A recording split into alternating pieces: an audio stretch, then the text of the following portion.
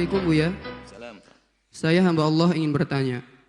Orang tua kami setiap kesempatan meminta untuk kami anak-anaknya agar dibuatkan makam nanti di halaman atau dekat dengan rumah.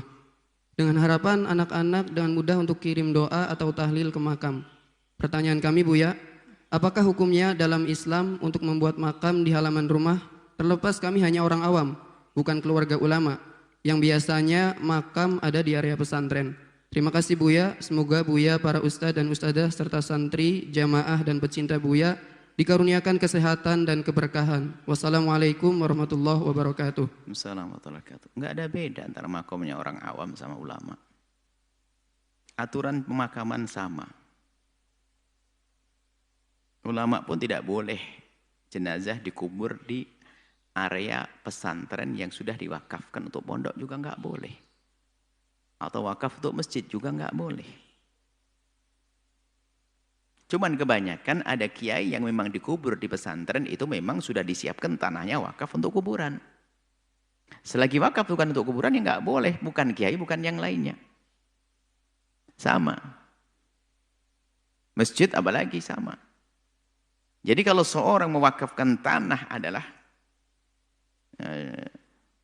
harus dipatuhi sampai fuqaha ulama sudah menjadikan satu rambu-rambu ya ini syaratul waqifi karena si syari'. Jadi kalau orang yang mewakafkan menginginkan untuk pesantren ya untuk pesantren nggak boleh, kuburan nggak boleh, haram. Kecuali yang bisa di kota memang diwakafkan dari awal sebelum diwakafkan untuk masjid atau pondok tapi untuk pesantren. Ini satu. Jadi sama nggak ada beda. Jangan kalau kiai boleh, oh enggak sama, enggak boleh. Kiai kan punya pondok pesantren. Nah, mungkin ada sebagian kiai memang tanahnya belum diwakafkan. Kalau tanah punya kiai belum diwakafkan, nanti punya masalah baru lagi. Kalau dibangun dengan harta wakaf, jadi enggak diperkenankan nanti. Karena apa? Harta wakaf bagaimana ditumpangkan dengan tanah yang bukan wakaf. Nanti bisa dijual sama anaknya, hati-hati. Ini masalah bab wakaf ya. Wakaf harus hati-hati, benar. Nah, kemudian ini orang tua berpesan untuk dikubur di tanah. Tanahnya tanah Anda sendiri berarti setelah beliau wafat adalah tanah Anda. Jadi begini, jika seorang meninggal dunia, dikuburkan di sebuah tempat, kalau tempat itu adalah tempat yang bukan miliknya adalah haram, gosok. Harus minta ridho kepada yang punya. Karena kehormatan mayit harus jaga. Kehormatan mayit harus jaga, nggak boleh mayit itu harus kehormatan, dijaga kuburannya dan seterusnya. Lah kok ada orang ngubur di tanah kita? Enggak, dosa dia. Segera dipindah selagi mayat belum rusak. Dipindah enggak boleh karena di tanah kosong. Lalu di tanah sendiri bagaimana? Maka bunyinya begini, setiap mayat yang dikuburkan di tanahnya maka secara otomatis tanah itu akan menjadi tanah wakafnya, enggak boleh diganggu. Wakaf untuk kuburannya saja. Secukupnya itu saja. Enggak boleh diganggu. Berarti waris oleh anak-anaknya. Makanya tanah siapa yang dikuburan? Tanahnya sendiri, oke. Karena tanah itu akan pindah ke anak. Dan itu wasiat. Wasiat berarti anak memenuhi wasiatnya. Dan tidak sampai sepertiga, sah wasiatnya dipenuhi. Maka secara otomatis kuburan itu akan jadi wakaf. Nggak bisa dirubah jadi apapun, itu saja yang jadi wakaf. Lalu bagaimana kalau anak ingin menjual tanahnya? Yang dijual adalah kuburannya, tidak bisa dijual. Lalu ternyata ada orang membeli kuburan, kan sudah saya beli tanahnya. Yang kau beli bukan kuburannya, kuburannya tetap wakaf. Lalu bagaimana? Ya nggak boleh. Terus gimana? Kan saya pengen bangun. Ya batalin, hak untuk membatalkan. Karena apa? Kuburan nggak boleh diganggu di sini. Kuburan nggak boleh diganggu di sini. Karena, tapi tanah sendiri. Anda punya tanah, kemudian minta untuk dikubur, maka tanah sudah jadi tanah wakaf. Wakaf untuk kuburan tadi, nggak bisa dibawa kemana-mana. Nggak boleh dijual oleh anak-anaknya, karena sudah miliknya milik yang punya kuburan itu. Maksudnya sudah untuk kuburan itu. Jadi seperti itu, harus pahami. Jadi kalau kita membeli tanah ada kuburannya, kalau kita sudah tahu berarti kita ridho kalau itu kuburan, akan tetap kita jaga. Misalnya ada tanah, ada kuburan seorang muslim.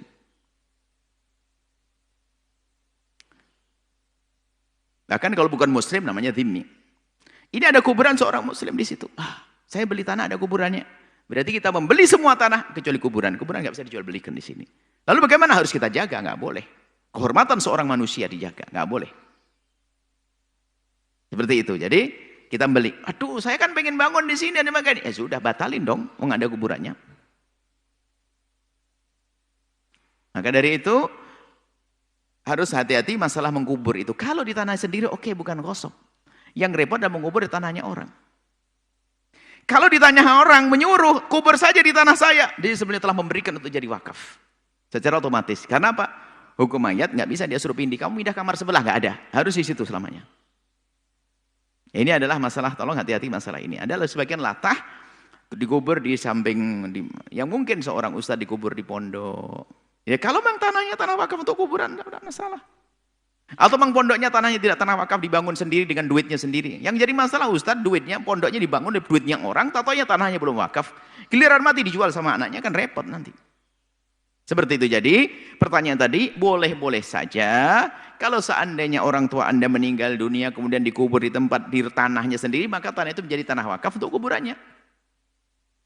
Dan setelah itu Anda tidak bisa menjual tanah, menjual kuburannya saja, kalau tanahnya dikirikannya jual.